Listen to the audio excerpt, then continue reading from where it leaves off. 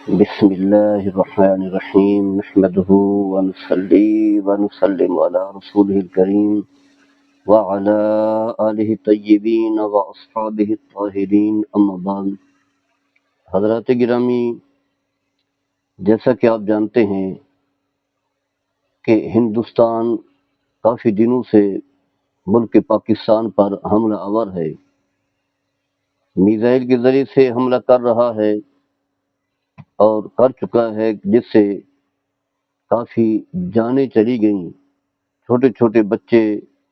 1-2 سال عمر کے بچے بھی شہید ہو گئے. مساجد پر حملہ ہوا، مراکز پر حملے ہوئے.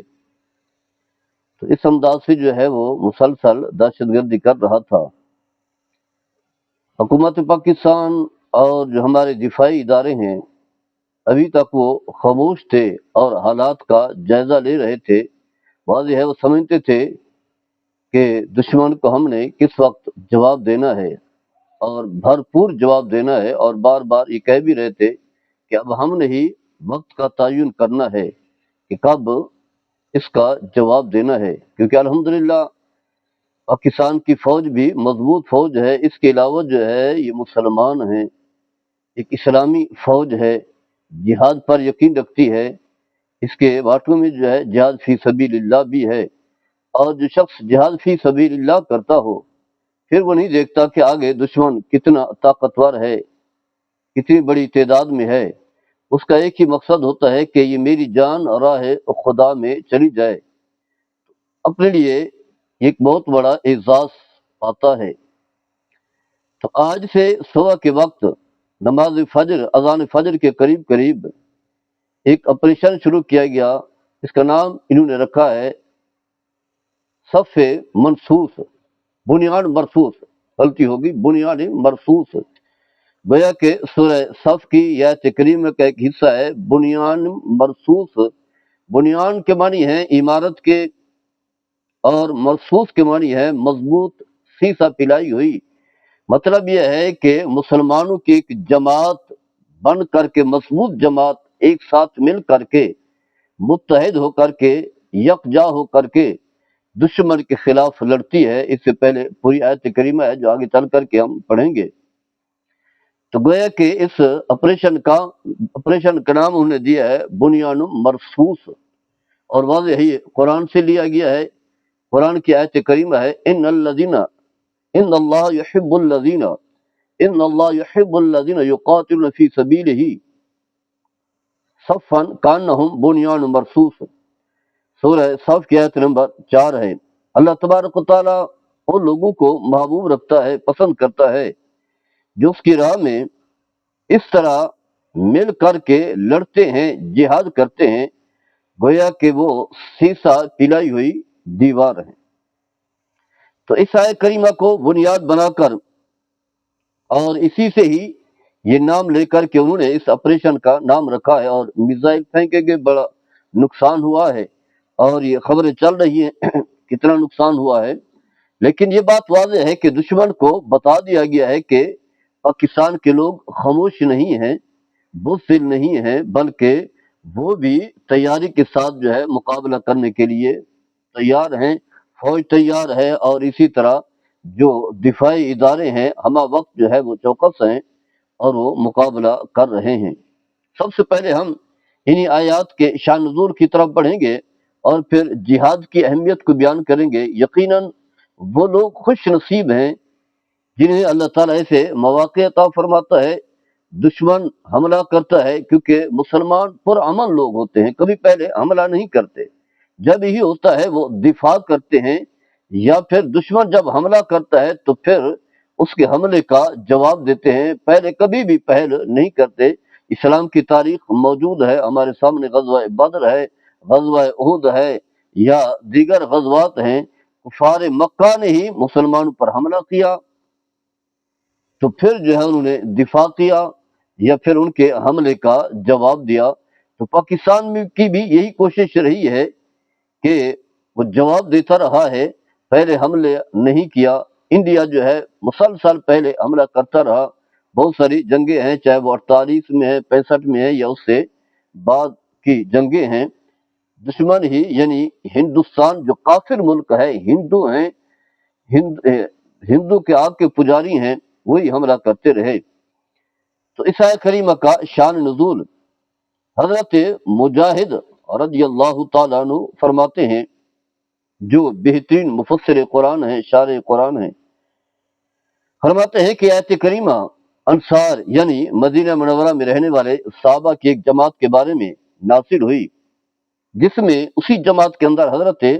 عبداللہ بن رواحہ رضی اللہ تعالی عنہ بھی موجود تھے۔ بڑے عظیم مجاہد، عظیم صحابی ہیں۔ ان حضرات نے اپنی اس مجلس میں بیٹھ کر کے کہا کہ اگر ہمیں وہ عمل معلوم ہو جائے جو اللہ تعالیٰ کے ہاں سب سے زیادہ محبوب عمل ہے، سب سے پسندیدہ عمل ہے، محبوب عمل ہے، تو ہم مرتے دم تک اس عمل میں لگے رہیں گے۔ تو یہ آیت کریمہ نازل ہوئی جس میں اللہ نے فرمایا کہ اللہ کو یہ بات پسند ہے کہ وہ لوگ محبوب ہیں، پسند ہے، ان کا یہ عمل پسند ہے کہ وہ راہ خدا میں جہاد کریں، جہاد کی صف میں موجود ہوں، اور ایسے ہی صف بنائیں جیسے سیسا پرائی دیوار ہوتی ہے، یعنی یکسوئی کے ساتھ، اتفاق کے ساتھ مل کر کے کفر کا مقابلہ کریں۔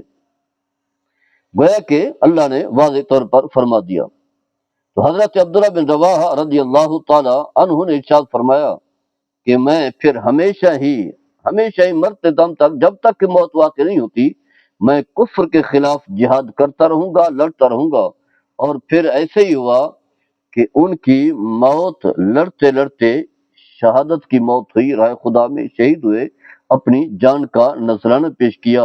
اور اللہ کی بارگاہ میں ان لوگوں میں شامل ہو گئے جنہیں اللہ نے فرمایا وَلَا تَحْسَبَنَّ الَّذِينَ قُتِلُوا فِي سَبِيلِ اللَّهِ أَمْوَاتًا بَلْ أَحْيَاءٌ عِندَ رَبِّهِمْ يُرْزَقُونَ۔ فرمایا کہ وہ لوگ جو راہ خدا میں مارے جائیں انہیں مردہ نہ کہو، وہ تو زندہ ہیں۔ تو ایک شان نزول علماء نے، شارحین نے یہ بیان کیا ہے، تفسیر در منصور ہے، اسی میں اس آیت کریمہ کے تحت شان نزول بیان کیا گیا ہے۔ اس کے علاوہ حضرت عبداللہ بن سلام رضی اللہ تعالیٰ عنہ فرماتے ہیں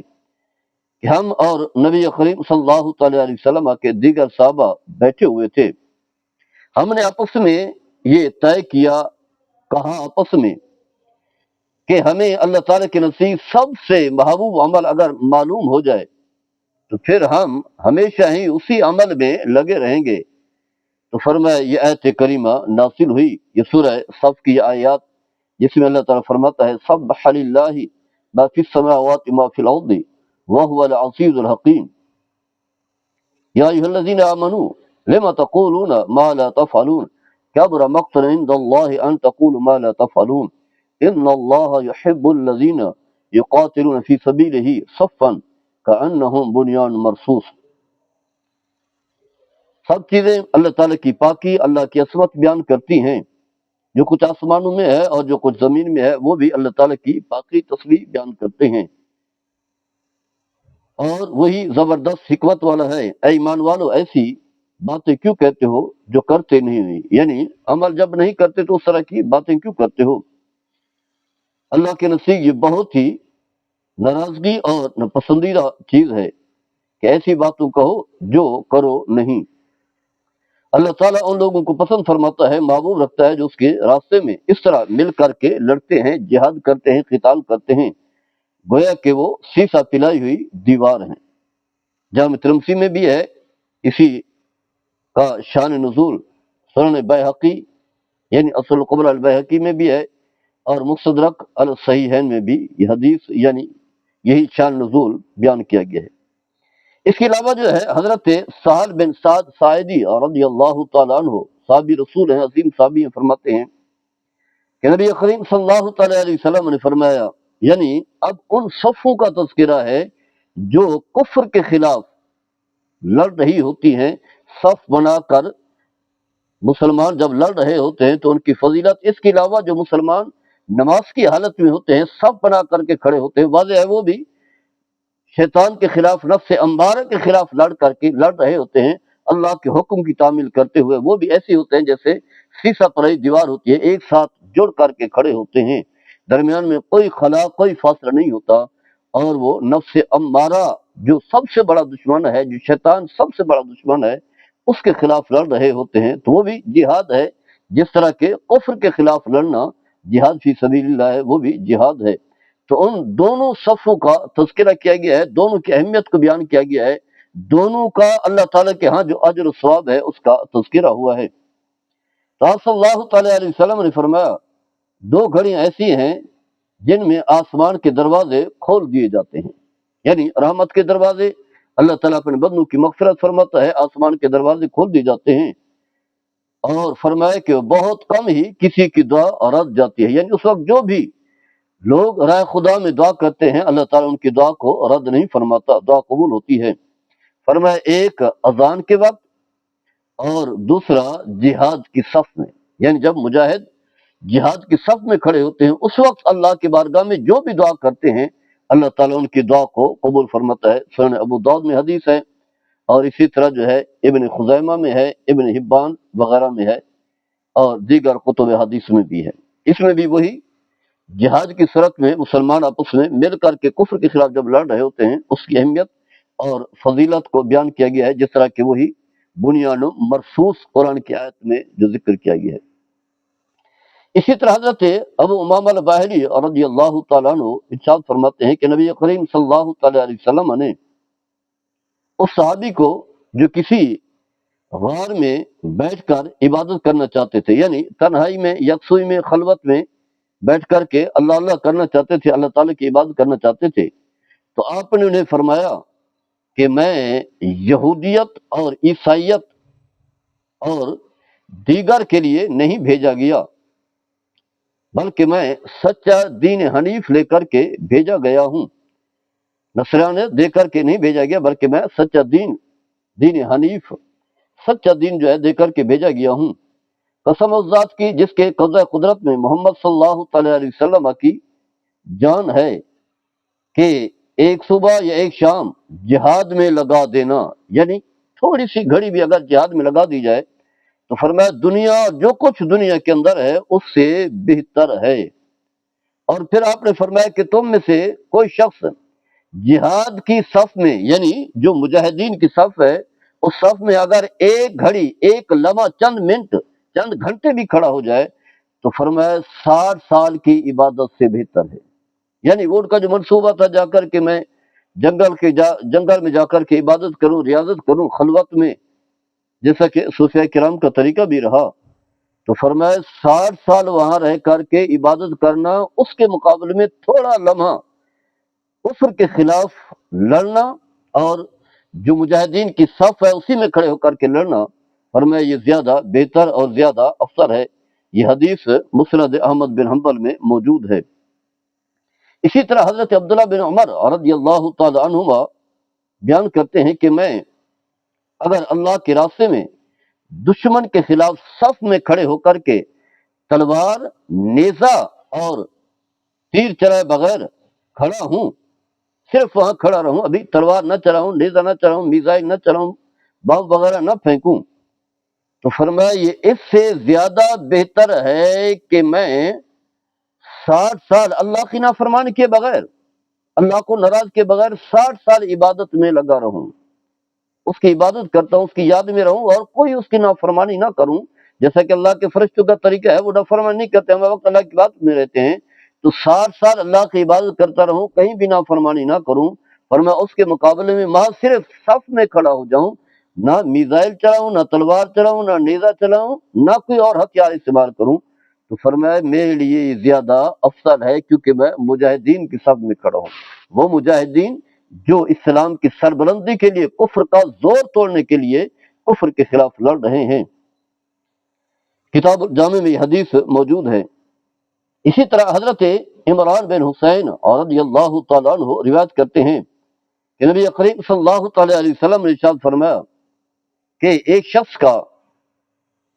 جہاد کی صف میں، لائن میں کھڑا ہونا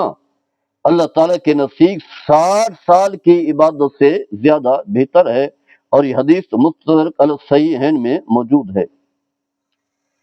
نبی کریم صلی اللہ تعالیٰ علیہ وسلم نے ارشاد فرمایا 2 مقامات ایسے ہیں کہ جن میں جنت جو ہے